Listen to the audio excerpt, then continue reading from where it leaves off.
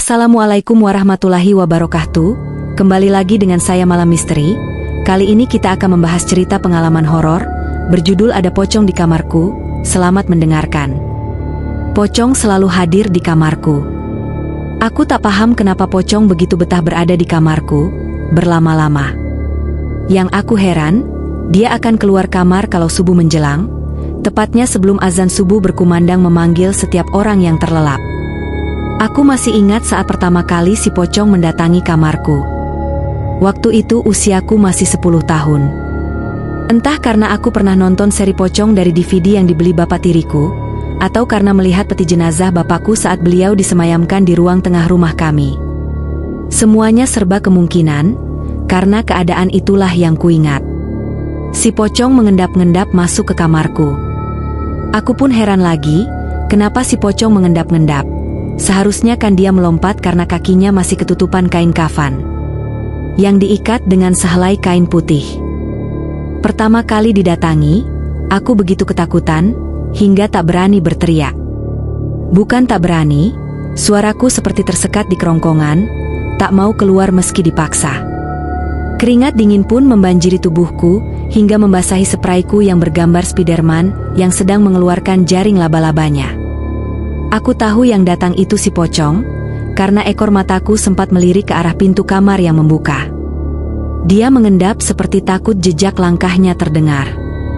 Kain yang menutupi tubuh si pocong sudah kelihatan kumal, demikian bayangku, walau tak begitu melihat karena tersamar oleh buramnya lampu kamarku. Cuma dari baunya yang apek yang membuatku membayangkan kalau kain yang dipakai si pocong itu sudah kumal. Kututupi wajahku dengan guling serapat mungkin, dan berharap itu semua cuma mimpi buruk. Aku berusaha membayangkan hal-hal yang menyenangkan untuk menepis rasa takutku yang mendalam, dan berharap pagi segera menjelang. Namun, usahaku tak berhasil. Si pocong terus mendekati tubuhku yang terbaring. I'm gonna die, pikirku sambil menangis ketakutan. Suara tangisku pun nyaris tak terdengar. Aku takut si pocong makin marah dengar suara tangisku. Pasrah, cuma itu yang terpikir sebagai penyelamat. Benar saja, si pocong mendekatiku, sedekat mungkin. Dia berbaring di sampingku. Ini kurasakan saat tubuhnya naik ke atas tempat tidurku, tepat di sebelahku. Napas si pocong menghembus di telinga kiriku, begitu dekatnya hingga aroma rokok menyan dari mulutnya terasa di hidungku. Guling makin kutekan ke wajah sambil menahan takut dan tangis. Si pocong kumamendeza menyebut namaku, Erandi. Demikian berulang, menyebut namaku. Lidahnya pun kurasakan menjulur menjilati kuping kiriku, terasa hangat dan basah. Aku cuma diam ketakutan hingga air kencingku keluar tanpa diperintah, membasahi tempat tidurku. Puas dengan kuping kiriku, si pocong mulai meraba punggungku, hingga pantatku.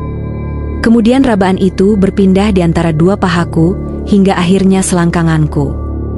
Selanjutnya, aku tak tahu lagi apa yang terjadi kemudian. Mungkin aku pingsan entah berapa lama. Pagi-pagi yang kurasakan cuma perih di sekitar saluran pembuanganku. Waktu itu aku yakin, itu cuma mimpi, meski sering terjadi berulang-ulang hampir setiap malam ketika ibu tak berada di rumah. Paginya, aku bercerita pada bapak tiriku yang baik hati. Semua ku ceritakan padanya. Kukatakan, ada pocong di kamarku. Bapak tiriku cuma tertawa mendengar kisahku.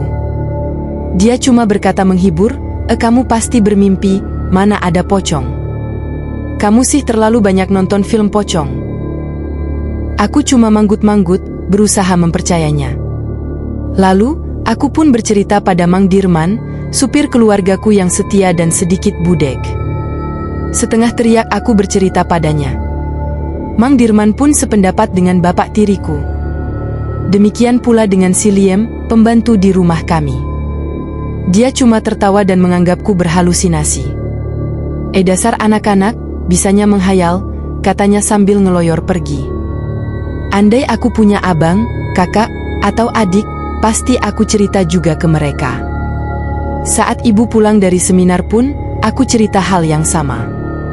Ibu cuma berkata, kamu pasti lupa berdoa saat mau tidur. Aku cuma menggelengkan kepala. Lagian, manalah si ibu mau percaya. Ibu selalu tak berada di rumah, sibuk seminar dan ngurusin bisnis malamnya. Demikianlah seterusnya, kejadian itu kembali berulang, terus berulang, hingga usiaku menginjak 13 tahun. Perih di saluran pembuanganku masih terasa. Rasa takut pun menjadi temanku di setiap malam. Tapi, ini tak bisa berlangsung terus. Aku harus mengakhirinya. Si pocong harus diberi pelajaran. Suatu malam, saat ibu sedang di Makau, si pocong pasti kembali datang. Saat itu, sudah kupersiapkan sebilah pisau yang kuambil dari dapur. Kusembunyikan pisau itu di balik bajuku. Sambil tidur seperti biasa dengan agak menelungkup dan guling menutupi wajahku. Tepat tengah malam, si pocong mengendap dan segera berada di sampingku. Semua perlakuannya kembali terulang seperti saat pertama kali dia melakukannya. Sebelum jauh dan lepas kendali, pisau dapur yang kugenggam segera kuhujani ke perut si pocong. Aku harap dia mampus 2 kali. Tanpa berhenti, pisau itu terus kuhujani ke tubuh si pocong. Si pocong tak lagi mendesah, cuma suara kesakitan yang kudengar. Makin lama makin lemah, hingga tak terdengar lagi. Malam itu pun kembali senyap. Kulihat dalam keremangan kamar, si pocong tak lagi bergerak. Pisau pun aku lempar begitu saja, dan kembali tidur ke posisi semula. Aku berharap, pagi besok si pocong sudah menghilang, dan tak berani kembali lagi. Paginya, cahaya matahari sudah mengetuk jendela kamarku. Cahayanya menyelimuti kamarku, terang sekali jadinya. Aku pun duduk dan merenggangkan tangan dan tubuhku. Ada perasaan lega dan penuh kemenangan. Saat menoleh ke samping, aku kaget setengah mati, kulihat sosok bapak tiriku yang sudah bersimbah darah.